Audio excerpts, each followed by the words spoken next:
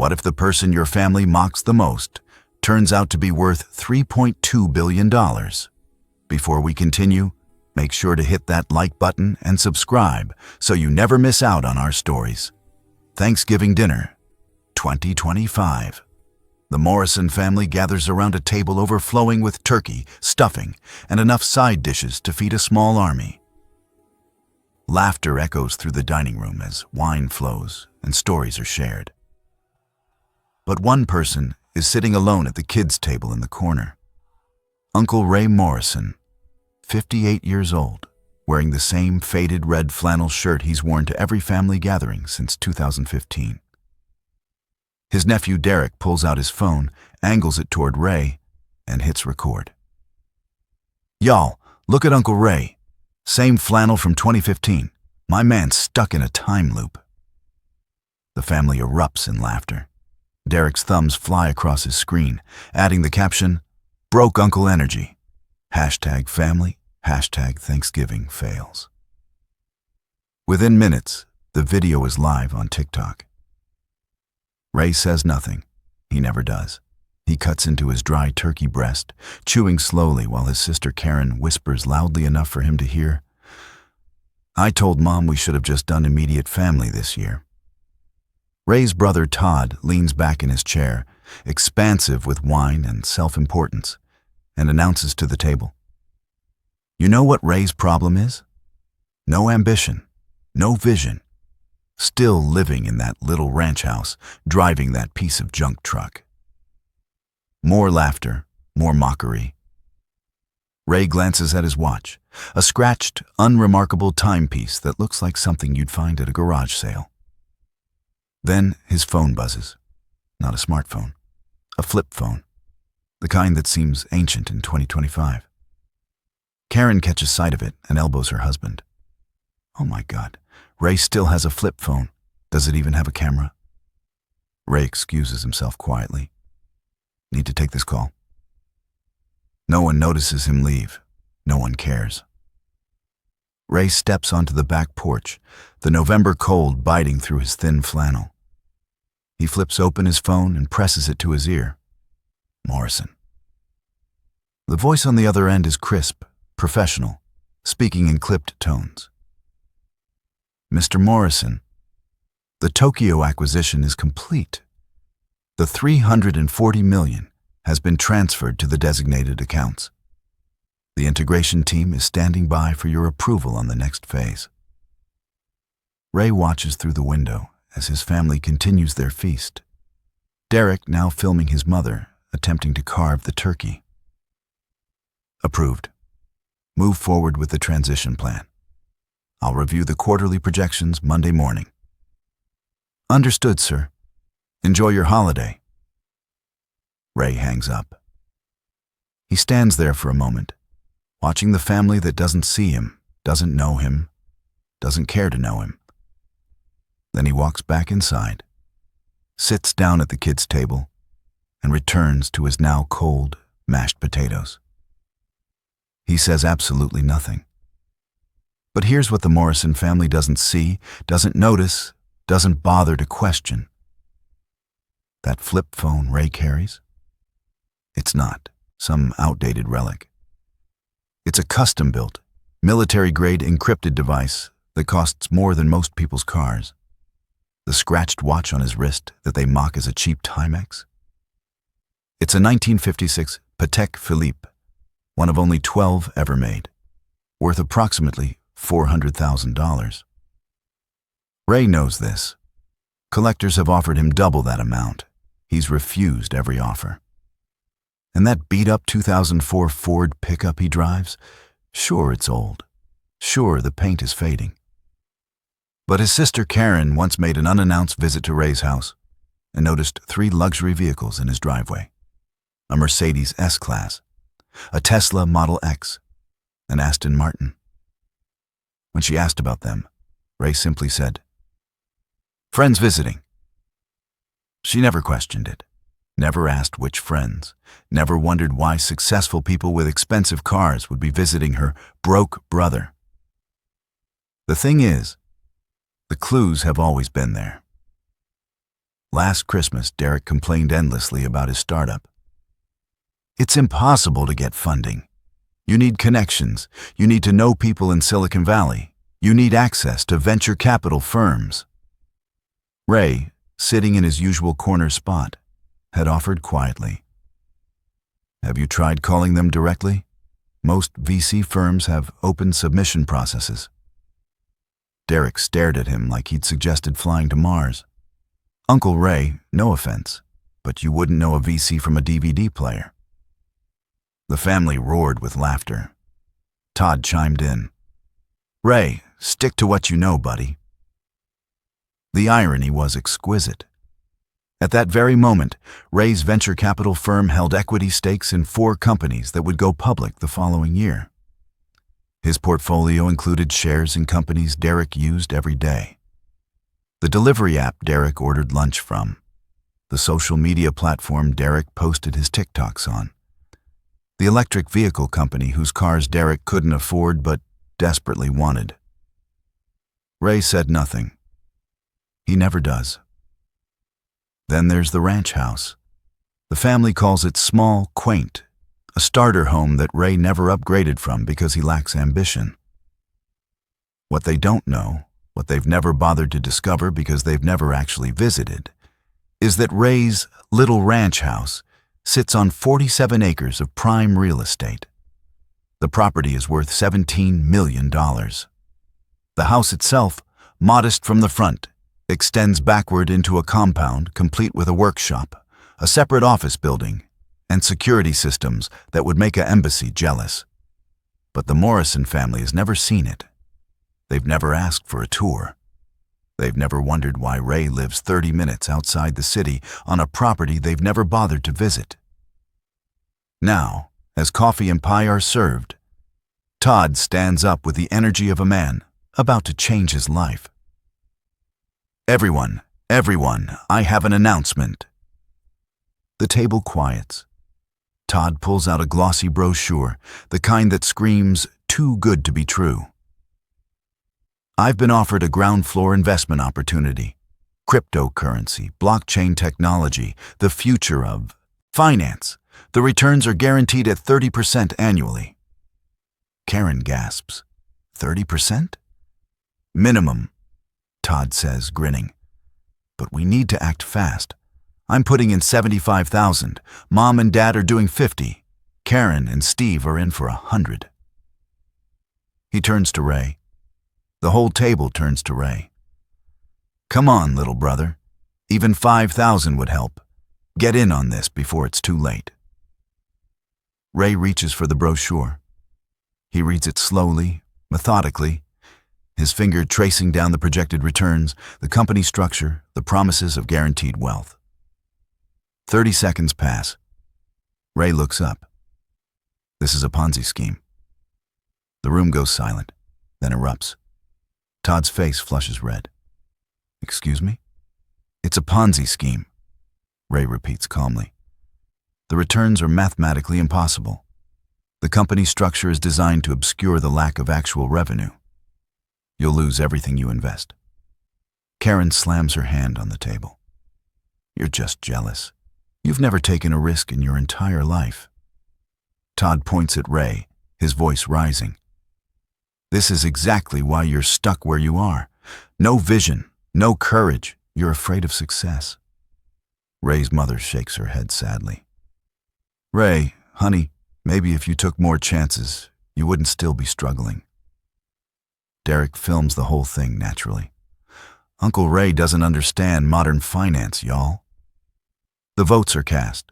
The family pools their money. $300,000 total. Ray is outvoted, outmocked, and dismissed. Todd slides the brochure back, triumphant. Stay poor then, Ray. We'll send you a postcard from our yachts. Ray folds the brochure and places it gently on the table. He says nothing. 3 months later, the investment collapses. The cryptocurrency company vanishes overnight. The founders disappear. The SEC launches an investigation. The Morrison family loses everything. $300,000 gone. But that's when the strange things start happening. And that's when the family's curiosity finally begins to outweigh their contempt. So here's what I want you to think about. How long would you wait for your family to see your worth before you stopped trying to prove it? Karen Morrison stares at the foreclosure notice taped to her front door, her hands trembling so violently she can barely tear it down. 30 days to vacate.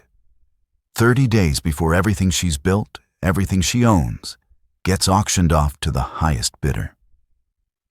This is what $300,000 lost looks like. This is what happens when you ignore the quiet man at the kids' table. Inside, her phone rings. Unknown number. She answers, desperate for any lifeline, any miracle. The voice on the other end is professional, detached, almost robotic. Mrs. Henderson, this is regarding property file 77392. Your mortgage has been satisfied in full by an anonymous third party. You will receive confirmation within 48 hours. The foreclosure has been canceled. The line goes dead. Karen stands in her kitchen, the foreclosure notice in one hand, her phone in the other. And for the first time in 3 months, she can breathe. But she can't understand. Who would pay off $430,000 of debt for her? And more importantly, why? 3 days later, Todd receives an email that makes no sense. His twins, both high school seniors, both staring down the barrel of community college because their father gambled away their future on a crypto scam, have been selected for full ride scholarships. Not partial, not conditional. Full rides to their dream schools. Northwestern for Jenny, Duke for Michael. 4 years, room and board, everything covered. The email comes from something called the Morrison Educational Foundation. Todd has never heard of it. He Googles it immediately. The foundation exists, registered in Delaware. But the website is bare bones. No staff directory. No donor information. Just a mission statement about providing opportunities to deserving students. Todd calls the number listed. A secretary answers, polite but unhelpful. I'm sorry, sir. All donor information is confidential. Your children's applications were reviewed by our selection committee and approved. That's all I can share. Todd hangs up, suspicious but relieved. He tells himself it's karma, the universe balancing the scales after the crypto disaster. He tells himself a lot of things. None of them are true. Meanwhile, Derek sits in a coffee shop across from a man in an expensive suit who has just offered him $2 million for his failed startup. $2 million for an app that has 300 users and generates exactly 0 revenue. Derek laughs nervously. I don't understand. The company's worthless. I was about to shut it down. The man smiles, thin and professional. Our clients see potential in your underlying technology. The acquisition price is non-negotiable. We'll have contracts ready by Friday. Derek should be celebrating. Instead, he's terrified. Because something about this doesn't add up. Nobody pays $2 million for potential. Nobody rescues a sinking ship unless they have a reason. A very specific reason. The Morrison family hasn't gathered since Thanksgiving. But now they're sitting around Karen's dining room table, comparing notes like conspiracy theorists. Karen's mortgage, paid in full by an anonymous LLC that her lawyer couldn't trace past 3 shell companies. Todd's kids' scholarships, funded by a foundation that exists but reveals nothing. Derek's buyout, wired from an investment group registered in the Cayman Islands. This can't be coincidence, Derek says, his laptop open, his fingers flying across the keyboard. 3 separate financial miracles, all happening within a week of each other? Someone's helping us. Someone who knows we're desperate. Todd frowns. Who do we know with that kind of money? Karen laughs bitterly.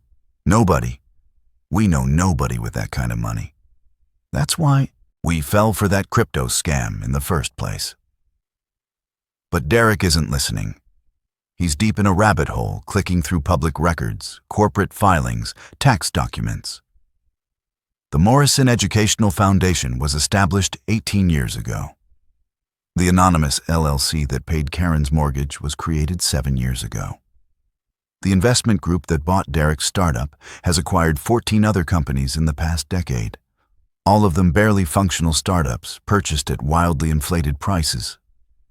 This is someone's pattern, Derek mutters. Someone's been doing this for years. Quiet investments, anonymous charity, staying hidden.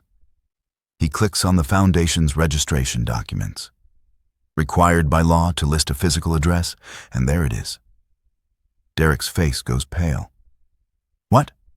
Karen demands. What is it? Derek turns the laptop around. The address listed for the Morrison Educational Foundation is 4732 Meadowbrook Lane, Ray Morrison's property. The room goes silent, then erupts. Absolutely not, Todd says, standing up so fast his chair scrapes across the floor. No way. Ray's broke.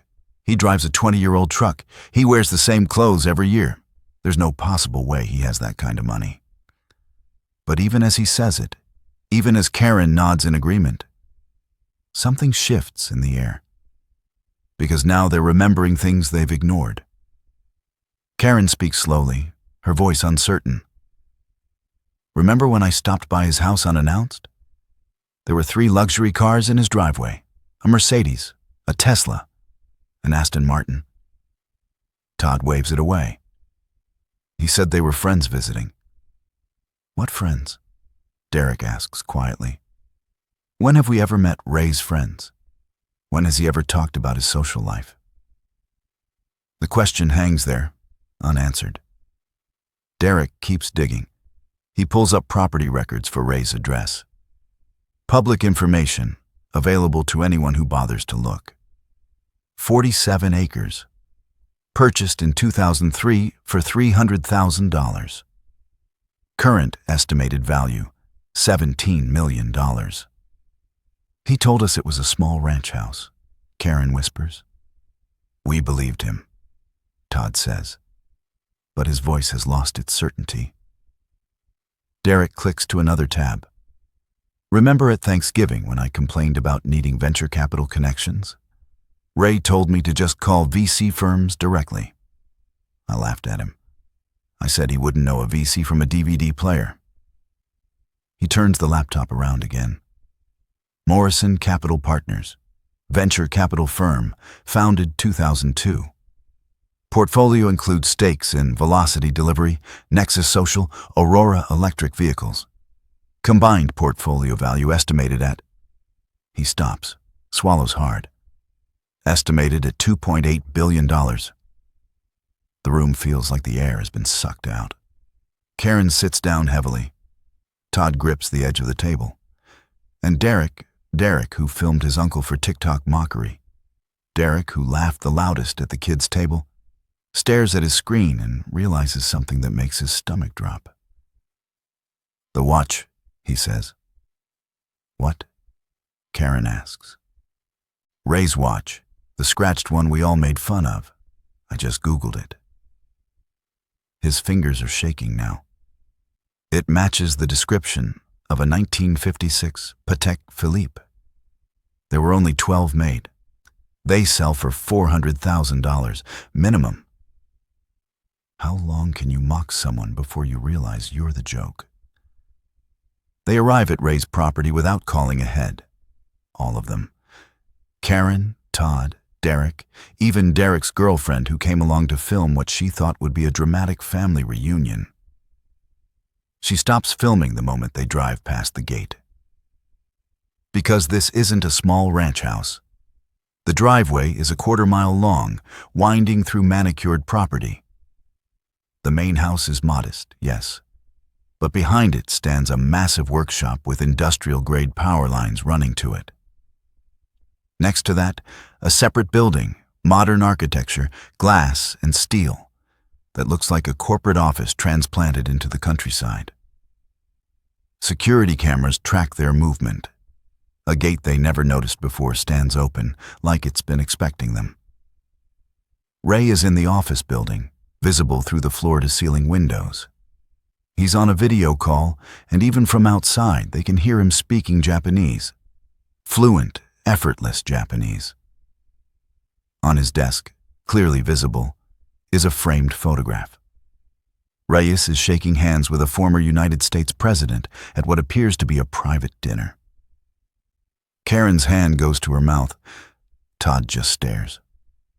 Derek feels like he's stepped into an alternate dimension. Ray sees them through the window. For a moment, just a moment, something flickers across his face. Resignation, relief, sadness. He says something in Japanese, ends the call, and walks out to meet them. Ray, Karen begins, but her voice fails. What is all this? Ray looks at his family, really looks at them, for the first time in years. He's wearing jeans and a flannel shirt, the same style he always wears. But standing here, on his property, in front of his empire, he looks different. Or maybe they're finally seeing him clearly. I was hoping we'd never have to do this, Ray says quietly. And then, for the first time in 20 years, Uncle Ray Morrison tells his family the truth.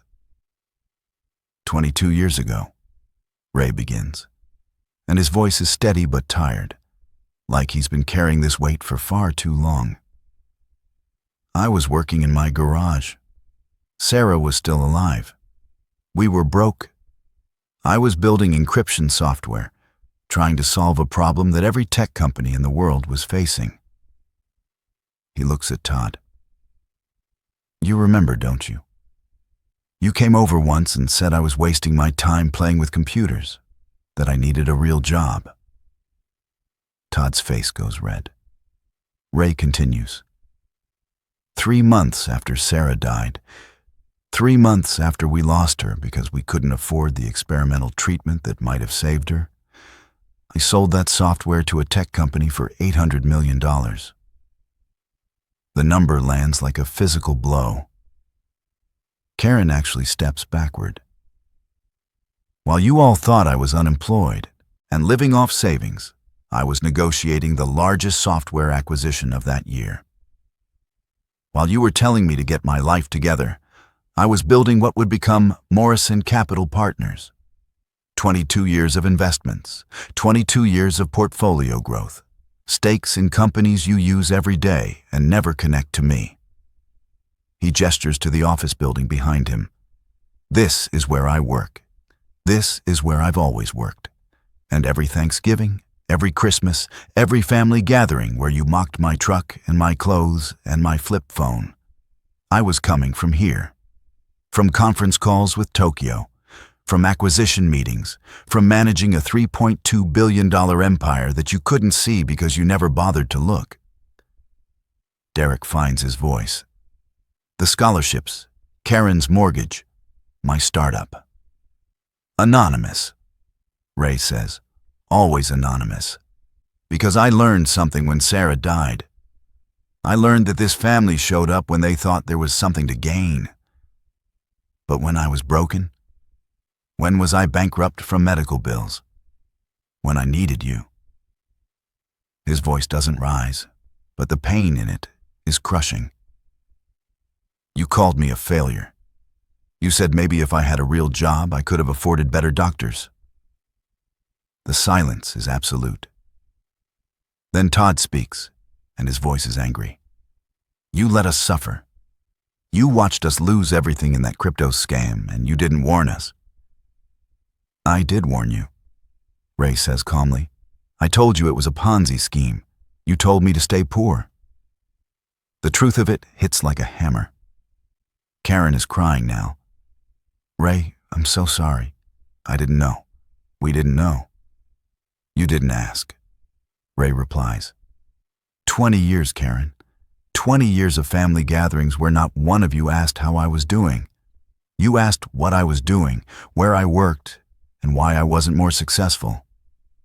But nobody asked if I was happy, if I were okay, if I missed Sarah.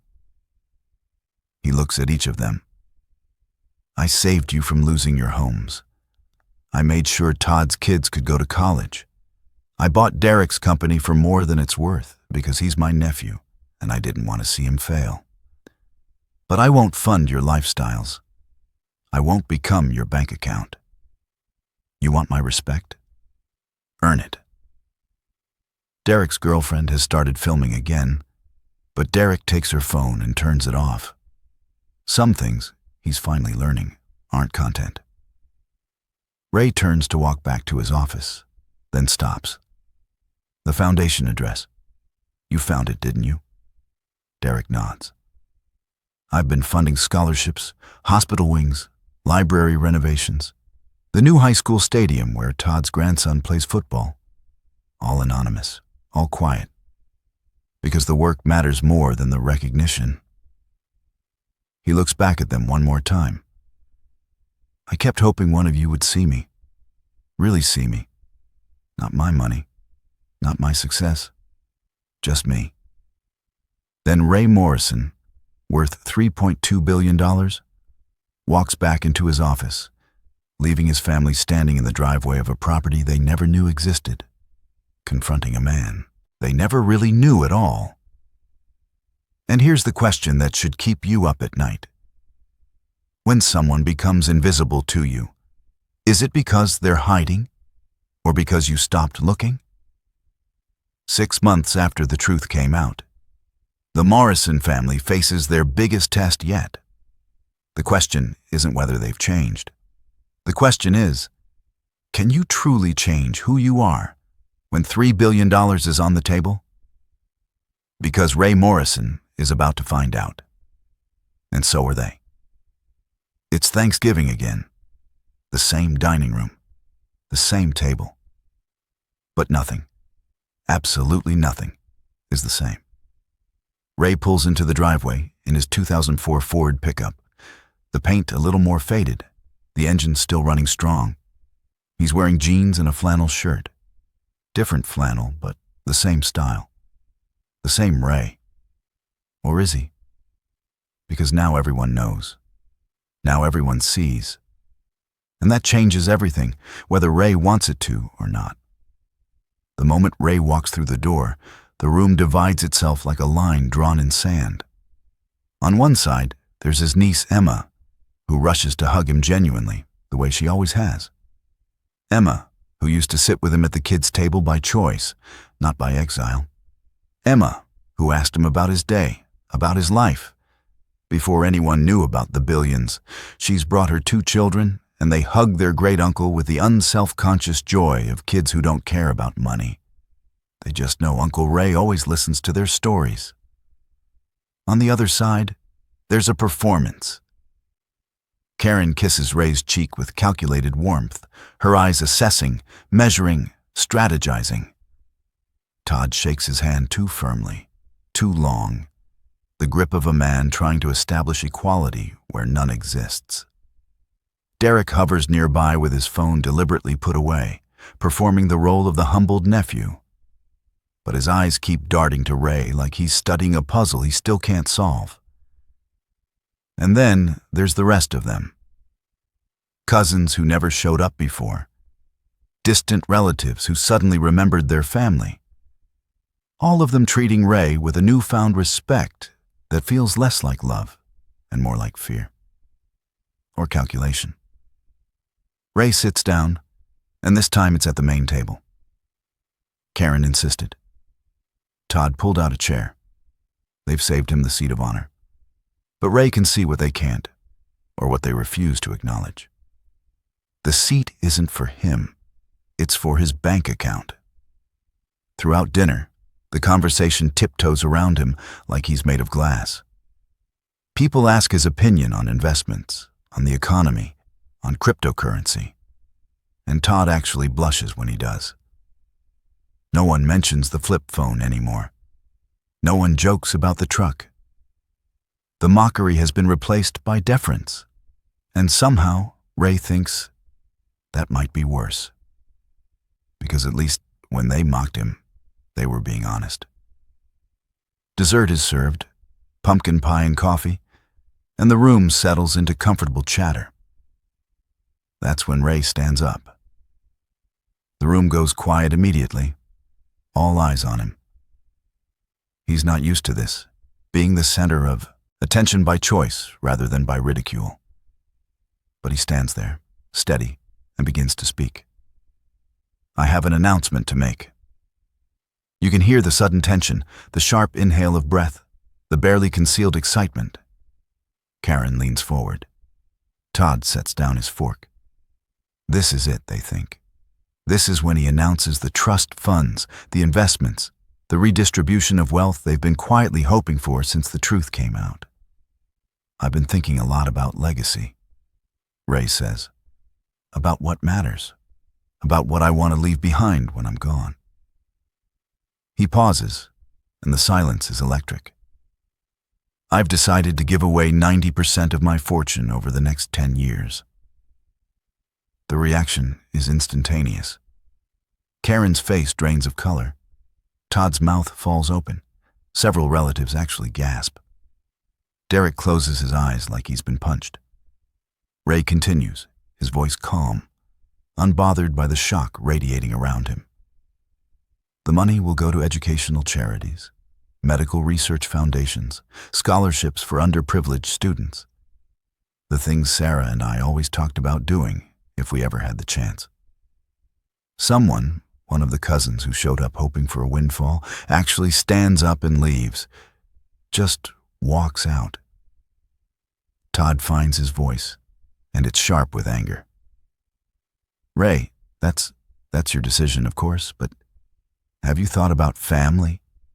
About legacy within the family? Ray looks at his brother with something like pity. I have thought about family, Todd. That's exactly why I'm doing this. Then Ray reaches into his jacket pocket and pulls out 2 envelopes. Simple, white, sealed. He walks to Emma and places one in front of her. Then he walks to Derek's sister, Michelle, who's been quiet all evening, who wrote Ray a letter 3 months ago apologizing sincerely for years of silent complicity in his treatment, and places the second envelope in front of her. College funds for your children, Ray says. Full rides, no loans, and no strings. Not because of what you might do for me, but because of who you've been to me. Emma opens her envelope with shaking hands. Inside is a letter from a trust administrator confirming educational funds for her 3 children, totaling over $2 million.